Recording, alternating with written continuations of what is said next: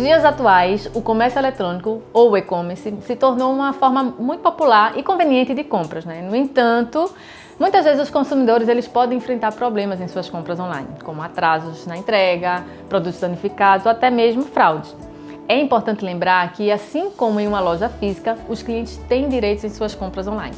E para abordar esse assunto hoje, eu convidei para conversar com a gente Socorro Maia, que é advogada sócia do escritório Martorelli Advogados desde 2004, com mais de 18 anos de experiência na advocacia. Ela atua em demandas contenciosas e consultivas em diversos segmentos, incluindo varejo, e-commerce, saúde, instituição financeira, entre outros. Socorro, ela participa do Comitê de Concorrência e Relações de Consumo do CISA e é responsável pelas atividades da Danchan. Socorro, seja bem-vinda. Obrigada pelo convite. Eu que agradeço a presença, viu? Mas vamos lá, tirar todas as dúvidas de quem está aí do outro lado. Quais são os principais direitos do consumidor no e-commerce? Na verdade, os direitos do consumidor, eles são iguais, tanto nas compras online como nas compras físicas.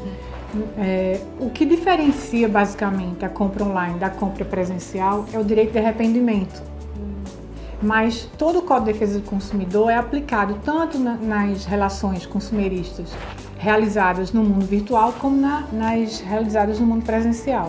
Certo. E o que os consumidores podem fazer se receberem um produto diferente do que ele comprou, né? André, esse é um assunto muito interessante porque no primeiro momento a primeira coisa que as pessoas falam é entre na justiça. Essa é a recomendação. Ou então, reclame no Procon, né? Vamos reclamar aqui. Mas eu quero aproveitar essa oportunidade para deixar aqui uma fala reflexiva para que todos nós comecemos a desempenhar um papel importante nesse cenário que nós temos hoje no Brasil.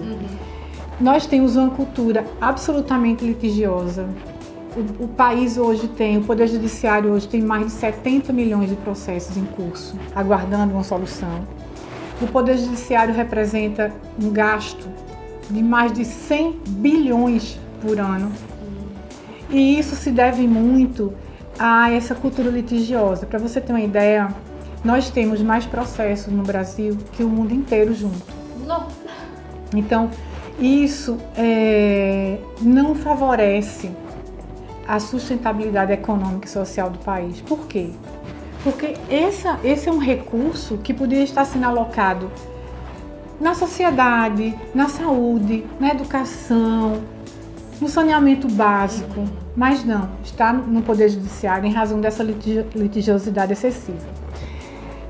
Quando você pergunta, Socorro, mas o consumidor fica como? O que é que a gente faz, Ele né? tem um problema. Ele precisa primeiro esgotar a via administrativa.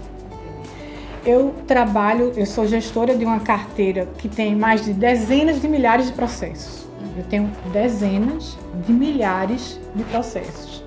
E eu lhe asseguro que, no mínimo, 70% dessa demanda poderia ter sido resolvida de forma administrativa. Como isso? É muita coisa. O consumidor, ele teve um problema, ele tem esse hábito de ir para a justiça, ou para o Procon.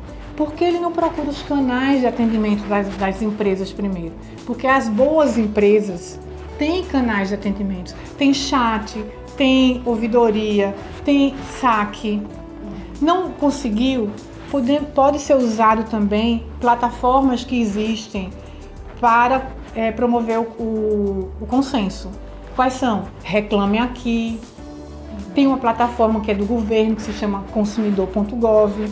Para você ter uma ideia, as demandas que são levadas para o consumidor.gov têm um índice altíssimo de resolução. E essas empresas já são medidas e avaliadas pelo índice de resolução dos problemas que são colocados nessas plataformas.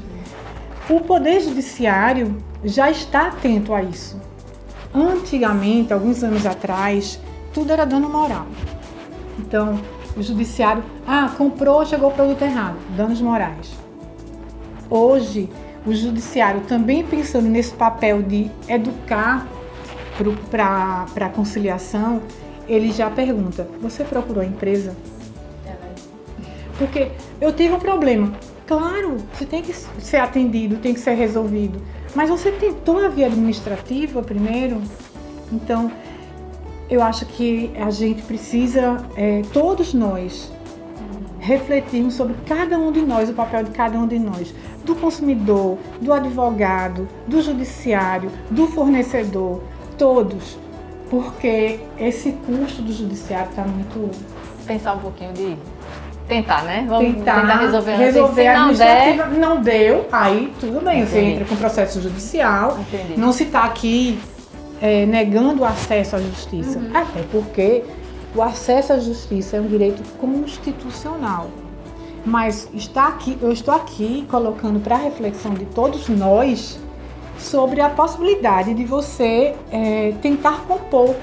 E até mais beneficioso, né, pra gente, né? Tentar resolver. Sim, para você ter uma ideia, sabe quanto custa um processo na justiça? R$600.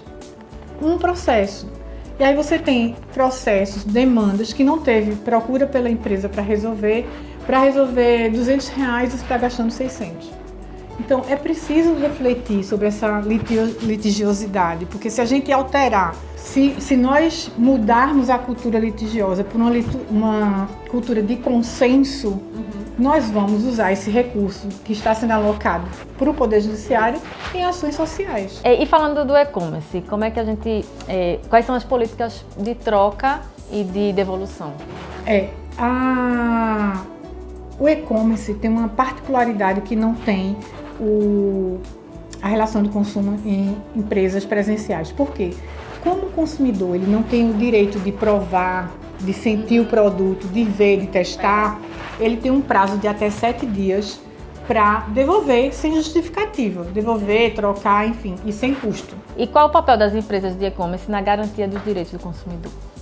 Olha, eu diria que o papel das empresas como um todo, elas têm a obrigação, obviamente, de garantir que os direitos sejam resguardados, fundamentados nos princípios da informação, porque o consumidor tem o direito de ter a informação clara, precisa, ostensiva, transparência, boa-fé.